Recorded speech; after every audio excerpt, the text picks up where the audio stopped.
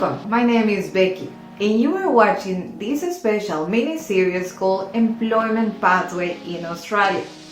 The purpose of these videos is to help understand new job seekers three main things: the Australian job market, how to be job ready in South Australia, and third, the workplace landscape after COVID. To help me on this topic, I have a very special guest speaker. His name is Luis Arriola. Luis is originally from Mexico and has been living here in Australia for the last 10 years. Luis has a very versatile career with two bachelor degrees, one as a veterinarian and another one in civil engineering. In Australia, he has completed two diplomas, one in community services and another one in business administration. Due to his remarkable work and contribution to the community, he was granted the Governor's Multicultural Award in 2019. Currently, he works in amig Australia, an organization that helps newly arrived migrants and refugees to settle in Australia. And as an employment pathway coordinator, he helps them to find employment.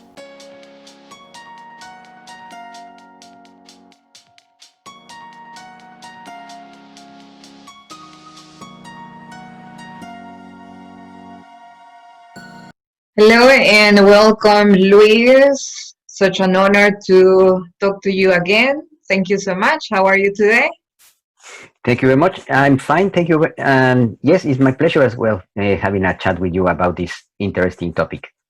Yes, and this one is one that I'm super excited because that's what we all want to know, how to be job ready in Australia. Yes, exactly. How to dress up to be ready for the party or ready for the game. That's right. That's right. Let's get started with the first question, Luis. Can you tell us a little bit about which one are the elements that influence the employability of a person in Australia? Yes, well, look, data consistently show that recently arrived migrants have a higher unemployment rate on average than those who have lived in Australia some years. So I will say that there are several factors that influence migrant unemployment rates. These are basically the skill level, how well trained they are, how good they are in their profession or in their trade. Mhm. That's very important. If you don't know how to do the job, it's impossible to get a proper job. So the second point I will say is that is very important is age. Even being too young or what is called too old has an influence in the possibility you have to access a job. So usually the workforce are around from the 20s, early 20s and the mid 40s. That is the biggest, that is the age range of most of our workforce. Mm-hmm. That means that very young people between 18 and 22 years old have a little bit of difficult to access the market because they are they have just finished school or they have a very little practical experience doing what they are meant to do. And the other one is people of a higher age. People that are reaching their 50s are usually not well regarded in the market. But that's from my opinion, and I need to say this because I am in that bracket, is a bias, a very old bias from the market, where maybe this happened in the late 90s when people of a higher age were not skilled in managing computers.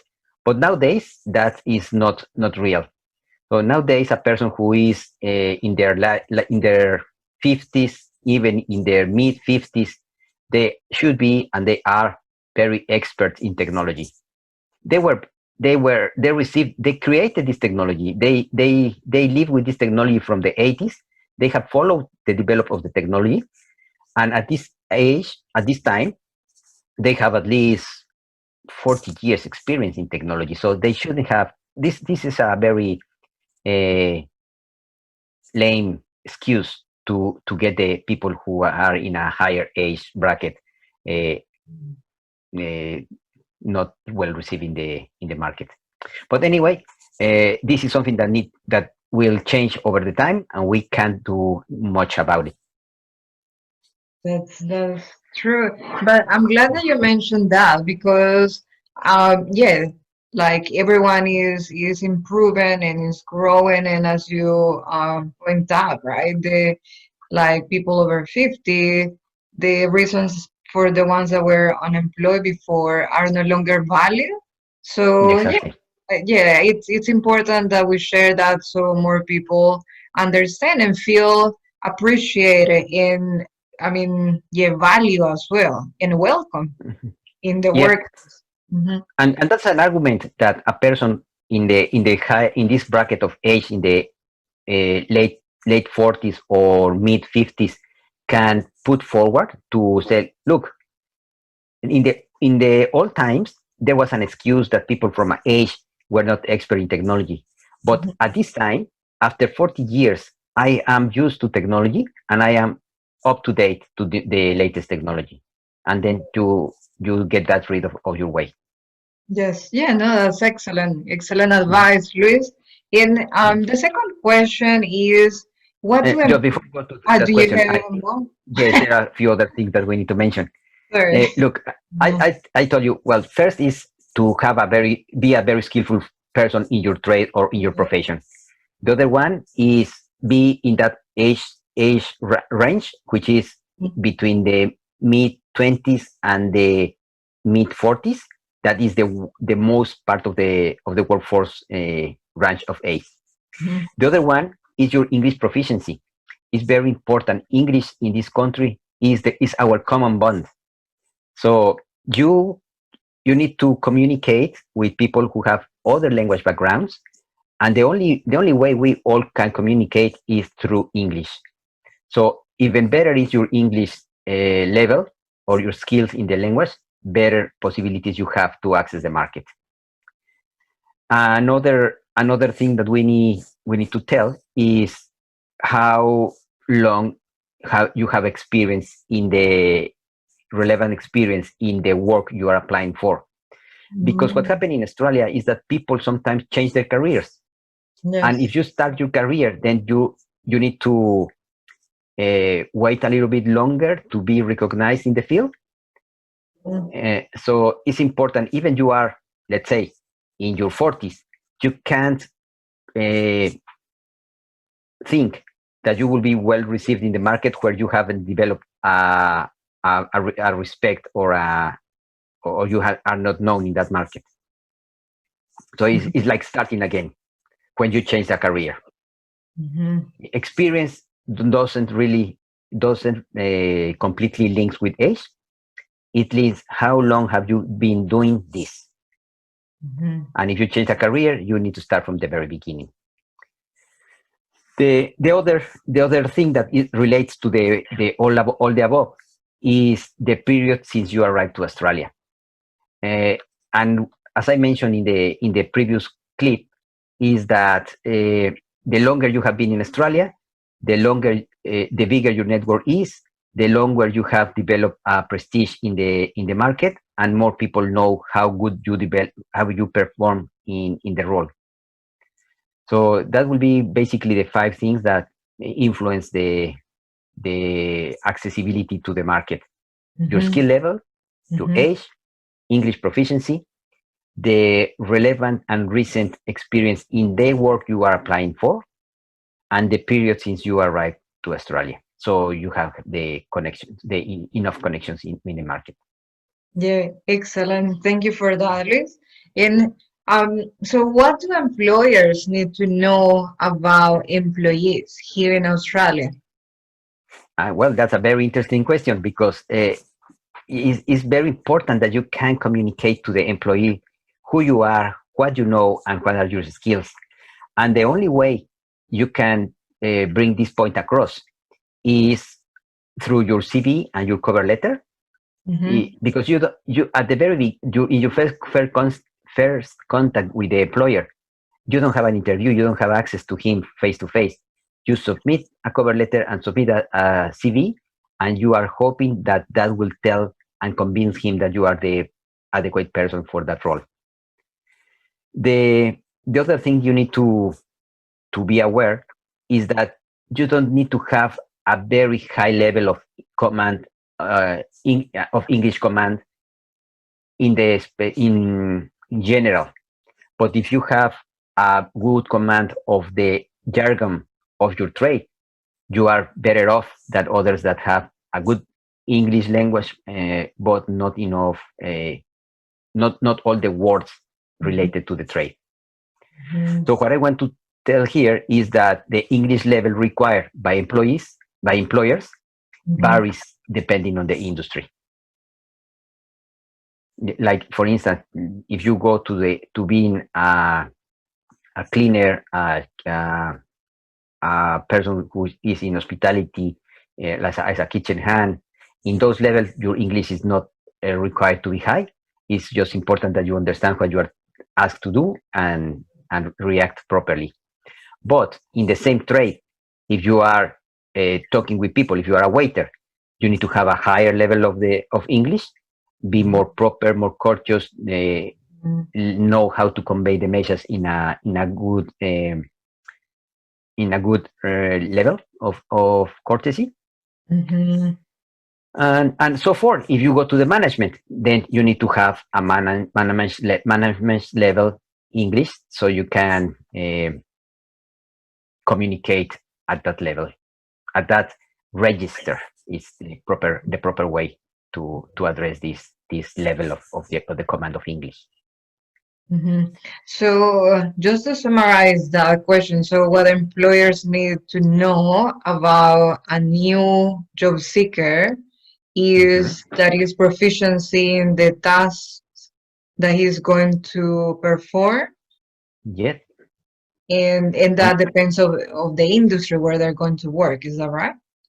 Yes. Well, there are two separate things. In the CV, you need to tell them the skills you possess, okay. and how long you have been doing this. So they will range those things: your experience in the field, your relevant experience in the field, and that you have the skills that are required. The other thing is, depending on the level of the position you are applying for, the skill of your command of the skill of your English can be lower or higher depending of the register you need to talk in that position. I will need to tell you a few other aspects that you need to look to be well prepared to access the market. Yeah. Those aspects is you need to have your own reliable transport, because sometimes you need to move very early to start at 7 o'clock, and you can't access transport or public transport at that time, or you may be finishing late and you may not have access to public transport at that time. So another important thing, if you are willing to have a job, is to have your own reliable transport. Linked with that is to have a driver license. I would say an Australian driver license, because you can drive with your international license as soon as you are not a permanent resident. But at the same time, if you don't have a South Australian full license, you are telling the employer that you are not planning to stay long in Australia. So that doesn't develop confidence in the employer. So it's important to have a full driver license and a full Australian driver license, not a translation. That will not help. That's very important. Another thing that most of the employees ask is having local experience. Obviously, for a new arrivals and for a young person who has just entered the workforce, that is a big ask. But you can go around this problem if you have some experience in a workplace, meaning having a work placement. That normally happens when you are having a vet training, a vocational education training. You will be placed in a work environment for a few hours, maybe 50, 100, and 200 hours is what they ask. And that's something you need to, that is the way you go around to these local experience requests that you face when you are talking with the employers. Another important thing is that you are able to produce formal qualifications. If you are a plumber, you should have a certificate for or a diploma in plumbing or in electrician as an electrician, but you need to produce a formal qualifications. It's not only that you said that you know, that is not only that you said that you have. You need to demonstrate with a paper. Someone else need to say this is the certificate qualifications of this person. Like one a third party. Exactly, a third party that vouch for you. One of these certifications is a certification in a very low level, which is a certificate 2 in construction. That is called the Whitecard. Whitecard is, in my opinion, the lowest level of formal qualifications you can demonstrate when you are new to Australia.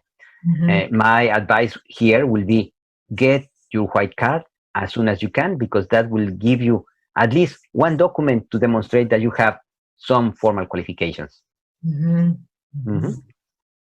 And the last, but not the least, is to have referees, local referees. I just recently reviewed a CV from a person who has 3 referees, but these 3 referees are their friends, nothing related to work. When you produce referees for an employer, these referees should be your boss, your supervisor, or your manager. Something that has seen you in the workplace in action and can tell him, yep, he knows how to work, he knows how to teamwork, he knows how to sort out problems, he knows how to follow the rules, he is aware of safety conditions that he needs to look after. Yeah, so, that's excellent. And we cannot put our friends or family. It has to be like the proper. They can. Yeah, well, they can. So that's fine. If you don't have other way to other referral, well, that's okay. But it's a very weak referral because they can't tell you. They can tell how you perform in the workplace. Yeah. No, that's a great tip to follow for sure. So with those, if you can like do like a summary, or like share them. I can summarize. What do you need? What do you need to produce to be employable for the first instance?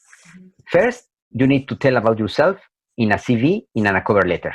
Okay. Then, you just need to be mindful that you don't need to possess a very high level of English command to access a position. It depends of the level of the position and the register that position requires of your English level, of your English language.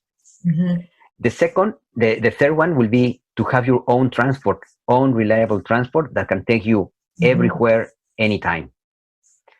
The other thing is linked to the transport.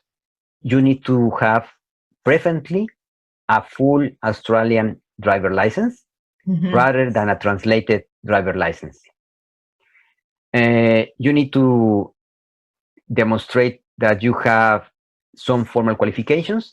The lower level of a formal qualification will be a Whitecard that you can get in a 6 hours training in one day. So you have that qualification in one day, and in the same day you have the training. And the other 2 things that I will later on tell you where you can get them is to develop and demonstrate your local experience and to have referees. Perfect, perfect. Yeah, no, that's excellent to have that summary, which are the list of the things that employers need to know about employees. In, Yes. for example, can you share how employees can provide with all that information when they are applying or looking for a job? Exactly. Yep. Now we can talk about in a deeper way about the CV and the cover letter. So important. So something that is very important is that you need to address in your cover letter and your in your CV Mhm, the position you are applying for. Let me put this example. mhm, You are applying. You are an horticulturist. mhm, Means that you can design how to develop a garden. mhm, That is one stage. You can set up everything and the mhm, layout and put the plants physically, so you can build or develop a garden physically. I will say mhm. that's a second stage of the process. And then Yeah. once that the garden is established, you are able to look after. If you are being called as a Mhm, landscaper, then you need to address the second part. Or if you are asked to develop a project, then you need to be able to address the first stage.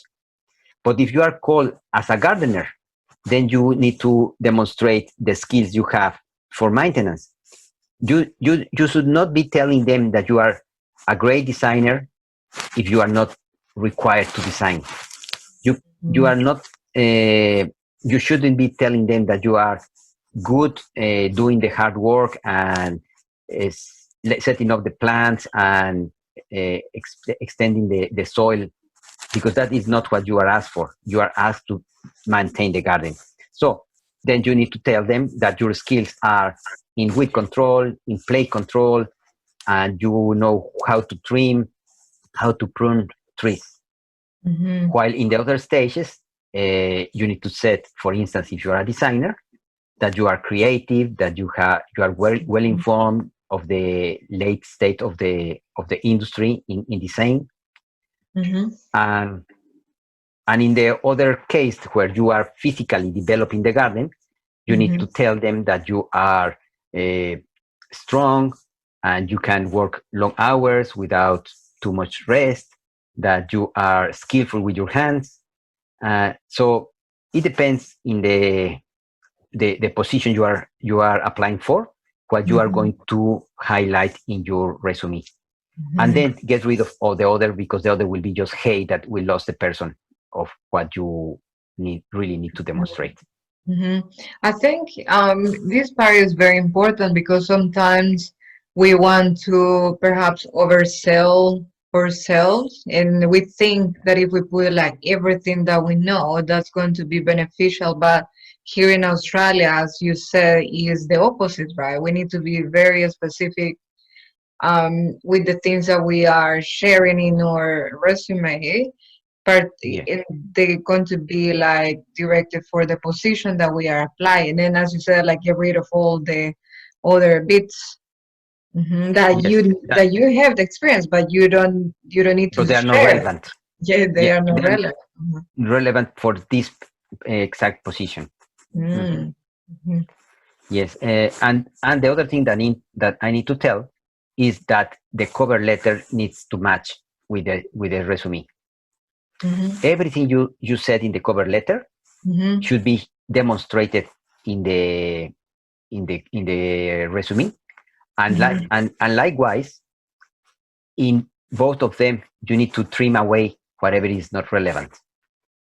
I will recommend that you have like a master CV with all Mm-hmm. the skills you have, and Mm-hmm. then you may group them for stage of the development of the project. And Mm-hmm. then when you are applying for initial stage of the project, you can get rid of the later ones. If you are applying for the middle stage of the projects, then you get rid of the first and the last one. And if you are applying for the last stages of the project, then you get rid of this first and middle. Mhm. Yeah, if you leave them, you will lose the employer, and they will not get to what is important. Perfect, excellent. And yeah, no, I agree with that. I remember when I came to Australia, I had like the master curriculum or resume, Mhm. and that's the one that I sent it. But until I talked to some friends here in Australia, they told me no, exactly what you're saying now. So if yeah, anyone that is watching is paying attention to the information is going to save them a lot of like yeah, applications that will be rejected, right? Because they don't have the proper format for the position perhaps that they are applying. So thank you so much for those advices. And so the next question is how new arrivals, job seeker can prepare to efficiently access to job opportunities. Like once they have the resume, once they have the cover letter, and they have considered what you mentioned before, how they can access to those job Well, look, opportunities. look. Something that some people will reject is volunteering, because people said, "I need money. I don't have time to volunteer." But volunteering is the best way to get you job ready. And there are several reasons why this happens in the workplace, and why volunteering is very beneficial for people who are starting in the job market. First of all, being an employee or a volunteer has exactly the same level of trust and demand. The only difference is that they are paid differently. Mhm. One is paid with, let's say, being loved back or having recognition, while the other one, you may not have recognition, but you have money. Yeah. So there are two ways to be paid these positions. But my point here is that as an important is to be an employee, you have the same responsibilities and obligations being a volunteer or an employee. Mhm. Then, as it happens then, to apply for a volunteer position, you need to start by having a resume who applies, who links directly and is relevant to the position you are applying for. This will develop your skill to train your resume to a precise position. So Mhm. the first benefit you get from volunteering is that you get more skillful Mhm. in tweaking your resume Mhm. to be relevant for a position you are applying for. Mhm. The next one is, once that you have gotten this position as a volunteer, you will be involved in a work dynamic. In this work dynamic, you will learn the scope of the role you are doing or you are performing. You will start hearing related jargon to that position and to that industry. Mhm. And obviously, you need to answer or ask questions, and that will develop your language skills. This is the second benefit you are getting now from volunteering. Mhm. You are learning how to tweak your resume. Now Mhm. you are learning the jargon. Now you are learning the dynamics in the workplace and practicing your English. Mhm. The second benefit is that accessing a volunteer position Mhm. will require that you provide your own reliable transport. This will force you to get a transport that can bring you to this place to do your volunteering. This transport doesn't need to be a car that will take you a lot of money. If you can move around, if the place is not too far from your house and you can move around with a bike, just having the proper lights at the front and the back of the bike, that will be enough. The only thing is that you need to guarantee that you can be there on time. Mhm. And then another option, if the job is a little bit farther than that where you can reach conveniently on a bike, you can get a scooter with engine less than 50 cubic centimeters of capacity will Mhm. not require a license. So you can have a scooter. We are talking about that a scooter may cost you about $1,500, Mhm. but it's a lower investment than paying 4,000 or more for a reliable car. Mhm. So you can have your own reliable transport as a bike, as a scooter, or as a car. That's your choice. It depends on how good your finances are and Mhm. how far the job is from your house. Mhm. Um, Said that you may be required to drive cars from the organization. To be able to drive a Mhm. car from the organization, you need to have a full Australian driver license. That is, again, pushing you to get your full Australian driver license. That Mhm. will get you closer to be employable because you tick all the boxes. Mhm. So while volunteering, you may be able to get your full Australian driver license, and then you are a bit closer to be employable. Mhm. Sometimes when you are volunteering, you are given a free training to cover the needs of the workplace in the organization you are volunteering. Mhm. One of the common trainings you get for free when you are volunteering is first aid. Mhm. So by participating in a volunteer role, you may get free training, and that is another formal qualification you can demonstrate when you are applying for a job. And the last but not the least, uh, given that you have uh, presented all these qualifications, in the Mhm. meantime, you can have your uh, white card that will dress you a little bit more to Mhm. access other work opportunities. Mhm. Just rounding up or wrapping up all the topic is the best way to be job ready is Mhm. by volunteering. Mhm. Being a volunteer is as important as being a paid employee. Mhm. The difference between both of them is the way you are paid. The the way you are paid for being an employee is just pennies, but by being a volunteer, you get experience, you Mhm. get you improve your language skills, you learn the dynamic of the work. Mhm. Sometimes you are forced by circumstances to provide your reliable transport, and also you are forced by circumstances or by needs to get your full Australian driver license. Mhm. And additionally to this, you may be able to get some training for free. Mhm. And the last but not the least, additionally to the white card, Mhm. if you are a volunteer who performs in a very high standard and there is a position vacant in the organization, you may be the first choice for them to fill that position. And then you already know how to work, you already know how to work, you already know the organization, and you have a very easy access. This is Mhm. not this is not the rule.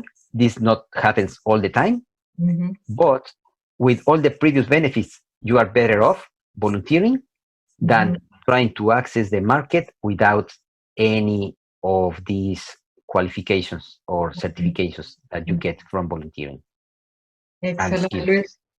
I no, that's great, and that's a great strategy, and I can relate to that because that's how I found like one of my first jobs when I came to Australia. So I totally believe that volunteering is one of the best ways to find a job here in Australia. For example, you mentioned that some of the new arrivals are going to be with that contradicting thought, right? That they need the money, so they need like a full pay like job, but they Mhm. don't have perhaps all the skills that or training that you have mentioned. So how Mhm. many or yeah, how many months or how much time would you recommend for a new arrival to volunteer because Yes. they need to get the training and the skills, but they will Mhm. also need to earn money. So how many months would be like the Well, ideal to say, hey, I have a chance here, or I better like look for something else? yes. Well, look, just to link that with the school, because usually the new arrivals come for school, or the new arrivals have a English training. So quite, I will link this to school, and I will say the less time you should be volunteering is one term, a quarter or 3 months Mm-hmm, is the minimum time I will advise to mm-hmm, volunteer in mm-hmm, one role. mm-hmm, After 4 months, you will have demonstrated that you have skills mm-hmm, to perform the job. You will have a referee from that volunteer organization where you are volunteering. mm-hmm, You will also have someone that can give you a referral in the way mm-hmm, you perform your job.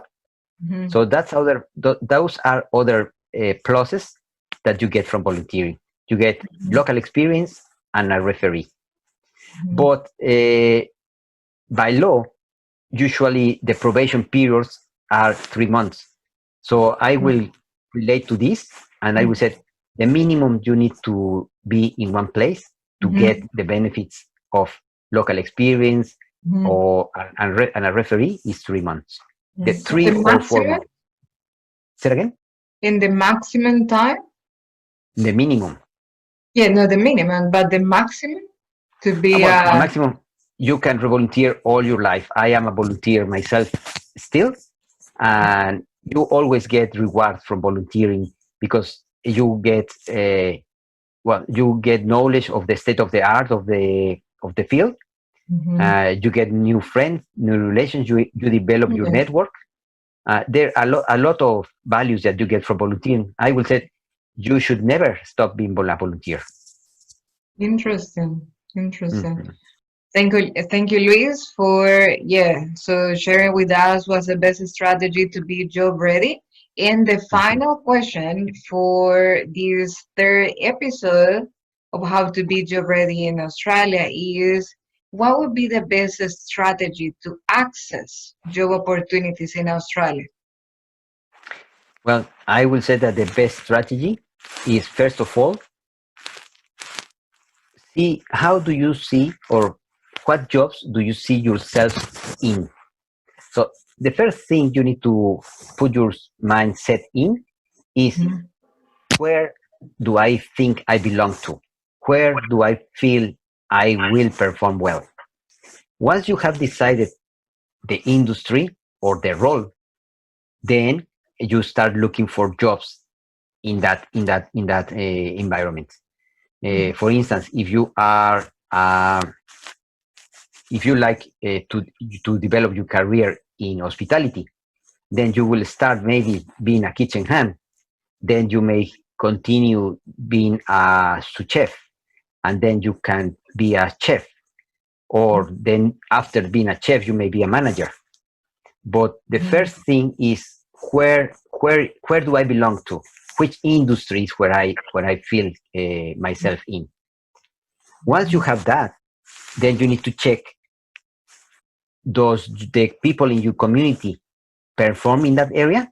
That doesn't mean that you will not perform well in another area, but that means that is an indicator that the ways of your culture, that the ways of your language skills fits more in this kind of industry than in this Mhm. other. So the other step will be, where do I feel myself I belong, and now where do most people like me find a job? That will increase Mhm. the possibilities for you having a job. Then the next step is prepare yourself to access the job. And as I said before, your first and for almost tool is to have a resume. You need to put your resume in a way it shows your skills. You can tailor this resume to different positions. Your resume should be related to the industry, but you should be able to get rid of this or that skills that are not relevant to the role. And then you compact your resume, because obviously the recommendation is that your resume should be the shorter the possible, meaning 2 or 3 pages as much. And but if you have all your skills and your experience, you may easily have 7 pages resume. So you should be able to trim everything that is not relevant. Once you have your resume, then I think you are able to start looking for a job. You can look for jobs in the internet with those different work providers that are Seek, Indeed, Career One, etc.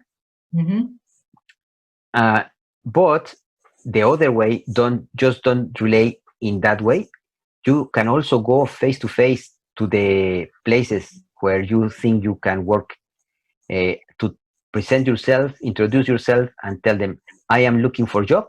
And you may be that lucky that the position has been just turned vacant, and they will tell you, okay, well, you match to the position, you are welcome, get in.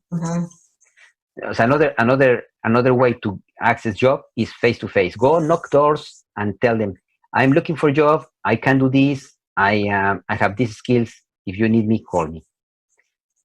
And well, the best tool is networking. Having your friends, your family, and your community with their eyes and ears open if there is a position that will match with your skills and with your ambitions. Tell everyone, I am looking for a job in this kind of role. And you keep advertising yourself with your family, your friends, and the members of your community. They will tell, oh, well, my uncle who has a business in that industry is looking for someone. Let me tell them. And then you have, as your friend or the person in the community can be your referee.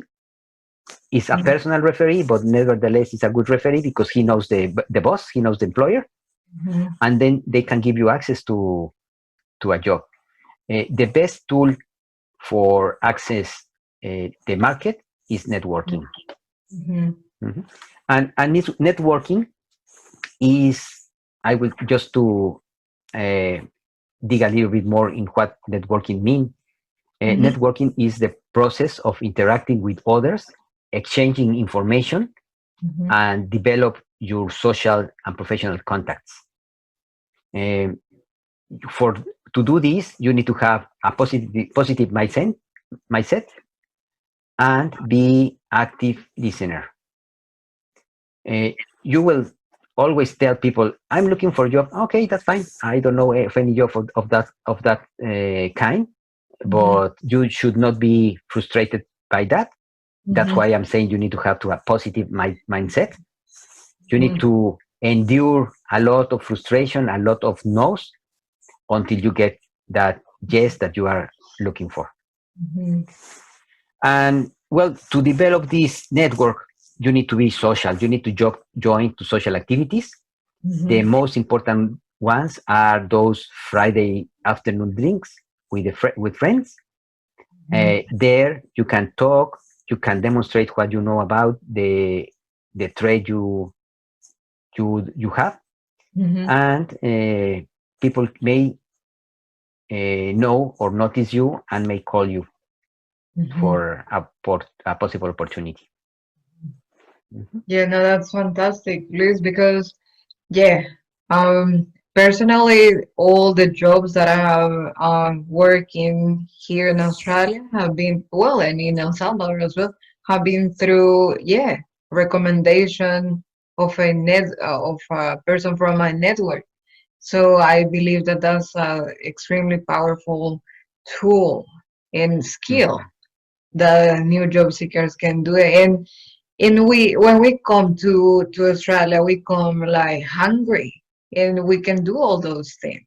And it's important to keep that attitude, right, to keep like growing and expanding our career. So, I appreciate a lot all this valuable information for the new arrivals job seekers in how to be job ready here in Australia. Any final advice or words for us on this topic?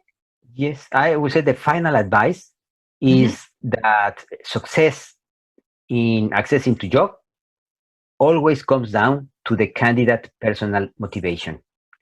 If you are a energetic person that pursues the opportunities, and if you use your network and your contacts to advertise yourself, and if you persevere and maintain perseverance looking for a job, you will get there sooner or later. Maybe I can set a parameter to see how successful you can be.